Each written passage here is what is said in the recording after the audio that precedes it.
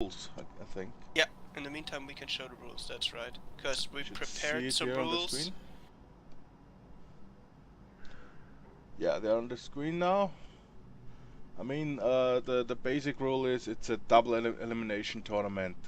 So every team that loses one matchup can continue in the loser bracket, in the second bracket, and still win the whole tournament. Yeah, that's right. That's a really great system. And yeah, and the second big rule is all the rounds up to the quarterfinals will be best of 1, and only semifinals and finals will be best of 3. So it's going to be a really good tournament, like from the beginning. The rounds will only take about 20-25 minutes, and so we'd see some non-stop action, hopefully. Yeah, the next limitation is to tier 10 heavies only. So, and also another more restrictive limitation is only one autoloader per team.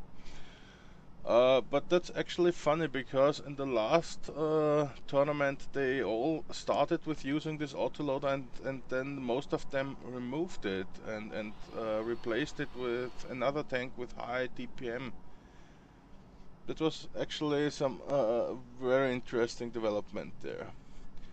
Yeah, and speaking of autoloader, I mean the T57 was one of the favorites, but also we have seen the AMX50B.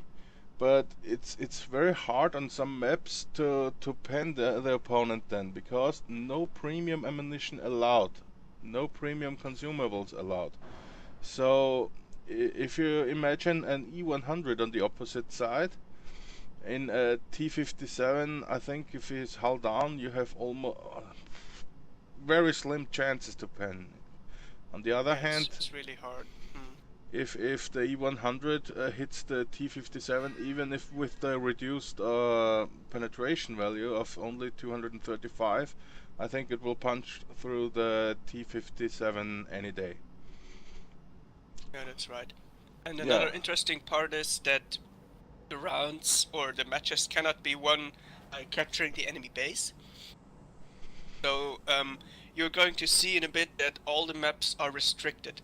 There are red zones, which are no-go zones, where you're not allowed to enter at any point in the game.